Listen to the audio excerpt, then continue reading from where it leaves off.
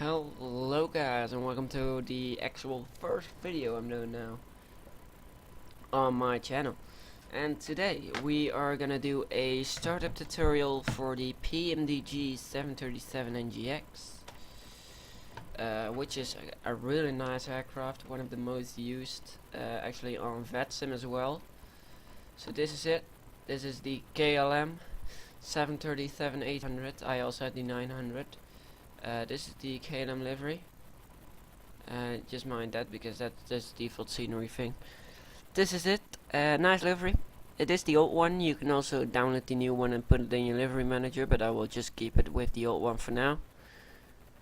So for this actual startup tutorial thing, we will use database to fly from Amsterdam to London Heathrow. Now you get actual sound of the thing. So yeah, from Amsterdam to London Heathrow with KLM. So let's head into the cockpit. And this is how your aircraft will be when you have loaded the NGX long panel state. How you want to do that? You just go to your FMC, just show you PMDG setup, and then you go to state load, yes, and then you can choose golden. Yeah, that's just a normal one I saved. This is NGX golden dark, NGX long, NGX short. I use NGX long most of the time. Golden dark also possible if you want, but I will do the NGX long because that's a very nice one to actually handle. So yeah, welcome all aboard. This is the cockpit, as you would probably already have seen. So it could be your NGX long is a bit different than mine, because it could be that some switches are different. Just look where my switches are standing and you should be probably alright. So first things first, well, you have this, so you have black screens and stuff. What you're gonna do is you're gonna go to cockpit and then go to overhead upper panel. You will see this. Now these two things are the IRSs. Switch them both to nav. It will say on DC, and then it will say align on both of them. Then go back to the virtual cockpit, and then you will see something happen on the screen. Now, second thing we're gonna do is we're gonna go to the FMC down here-ish. So we go to FMC. You will, if your airlock is out of date, which mine is because it's 1412. I forgot to update it because I've not flown since 2-3 weeks at least. So yeah, if it will give a warning from nav data out of base data. No problem. Then enter IRS position. So position initialization page. It will say set IRS position, go next page, take one of those GPS's, which is 0.3 or 0.2, which just doesn't matter really. So GPS left and GPS right, but I will take GPS left because it's, at my point, it is a bit more accurate. So we'll set that one into here, and then our IRS position is set, and you will see this thing in the screen. Next thing we're going to do is the reference airport. Reference airport is Amsterdam. Gate that we're currently standing. Firstly, it doesn't really matter because you already have set your GPS place. And second, some of the gates he just doesn't recognize. So you can either press route and route and then origin. Then destination will be Echo Golf Lima Lima, so that's Heathrow. Flight number is KLM 1011.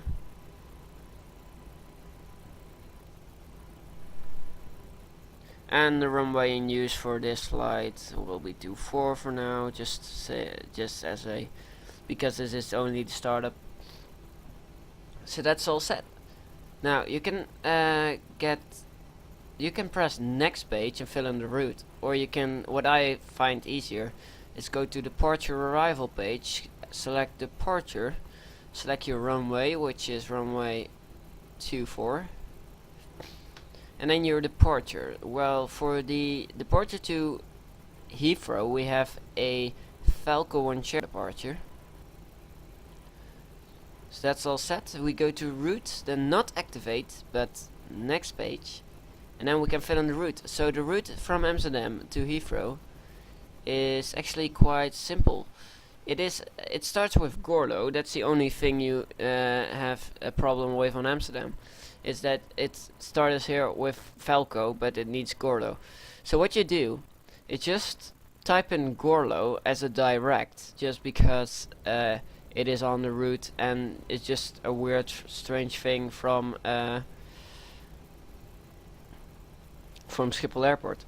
So just type in Gorlo and put it beneath Falco, so you will get direct Gorlo. When you've set that, you can just fill in the other route. I will normally search my routes on vetroute.net, which is the route finder for VetSim, which is really reliable. Most of the routes are actually on that site. So then Upper Lima 980, which is an airway, of course, to Xamon. I've flown this quite a lot of times, so that's probably why I nearly know the route out of my head. But Xamon to Lima 980, which will be that this is a flight level that is like, if you're flying high, you will have an Upper Lima, which is an upper airway. If you're flying low, you will have just the airway. So that's another airway, and then from Lima 980 we're going to Logan. Now this is the interesting part. When I type in Logan, you will see this. He will say a lot of waypoints.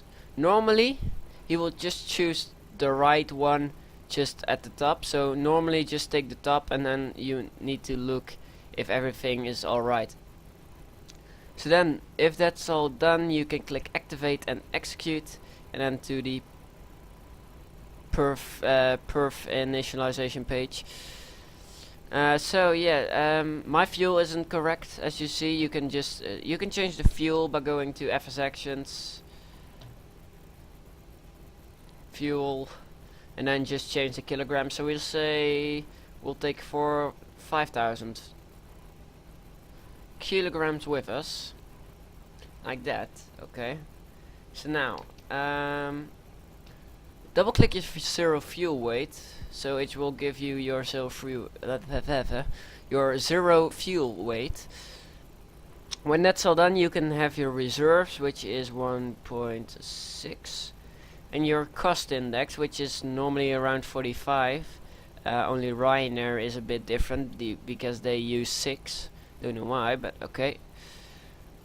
Flying altitude will be 240, and transition altitude of Schiphol Airport is 6,000 feet. Cruise winds is 220 at 7 knots. That's all set. Execute. We go to N1 limit. This is only if you wanna climb with a climb power, so you have reduced thrust for takeoff. Normally this is used when there are sound restrictions on a airport. So just like you wanna take off, but you need to do it quietly because of people living around the airport complaining about noise. But I don't know why you're actually gonna live next to an airport then. But so this is actually only if you want to decrease your power in the climb. Also handy if you don't want to use much fuel. But for now we will leave this as it is. Take off. You need to set flaps to 5 or 10, depending on how long the runway is and how much power you're gonna use. V1, which is very low on this flight because I have nearly nobody in and I have not very much fuel in the tanks. So that's our these are our speeds. So we'll just double click on the trim and on the thing and you will get trim 4.67. So you can set the trim 4.67.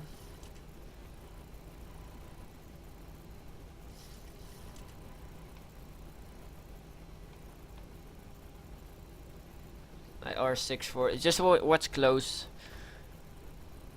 When you did that, is actually the whole part, so you can chill out on the progress page. What we're now gonna do is the startup thing, the real startup thing part. But first we need to do the autopilot preparation. So flight directors are gonna go both on. Both VORs on as well.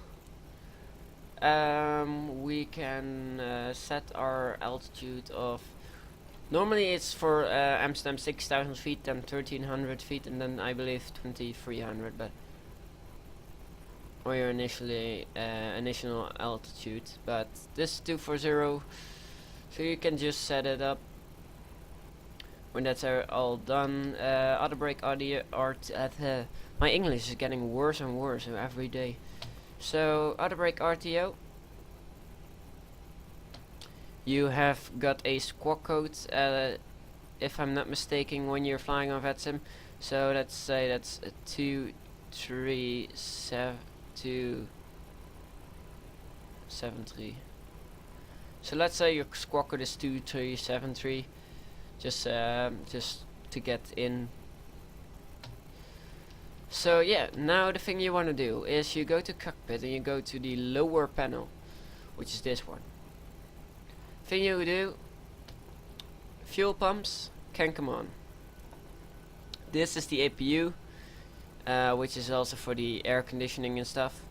You can start it on. Battery switch, yes, that's all. Tail damper can come on. Probe heats, just keep in mind these needs to be on.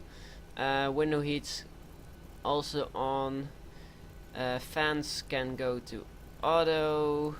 Insulation valve goes to auto, and we can just put the bleeds on. So our altitude, which is 240. Arm these emergency lights. Hydraulic pumps can come on. Fasten seatbelt signs and the no smoking lights on. Wait until the APU is online. We can set this one to APU generator if you haven't already. And let me see. Yeah, it's just waiting for the APU. And then local light switch can also come on, and the anti-collision light can come on actually with pushback, but I'm just gonna put it on now. Like that. So the APU is started and everything is transferred. So what we now can do, let me check. Jaw damper, yes. Hydraulics and pumps and stuff all done. What we can do is we can go back to the virtual cockpit, and then we can set the parking brake because we are ready to get off ground power.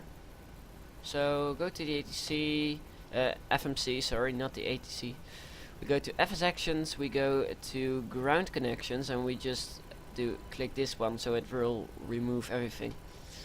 When that's done, you can either use this pushback or the pushback of GSX, and you can start up the engines. Start gen. English help. So yeah, normally you're starting up number 2 first, and then number 1 I will just do it on the ground because I don't want to push back now. So you start engine number 2. You will have this screen on as well, so you just click this button and you will get this screen. Let me see, you need to also this one needs to be on as well. Forgot about that one. So those both 3 need to be down. So then you will see a positive increase in N2 followed by N1. When N1 is about 2.2 till 2.5, you see 1.3, 4, 5. When it's at 2.2, say 2.2 or 2.5, like now, throw the fuel in, it will actually start up the engine.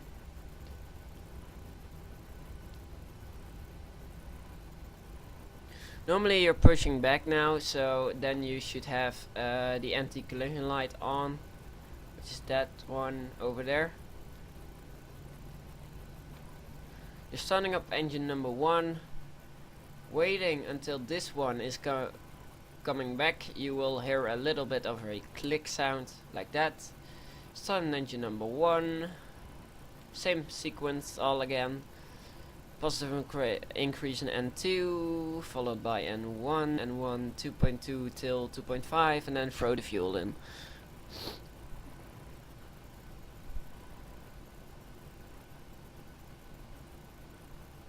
(2.2, 2.3, 2.4 fuel in). So yeah, that's actually the thing, how to start it up and how to start up the engines. When you've done that, you can set your flaps when you are actually done with pushing back. When you have pushed back, you can set your flaps. Anti-collision light can come off then, and then set taxiing lights on. So the anti-co light can come off.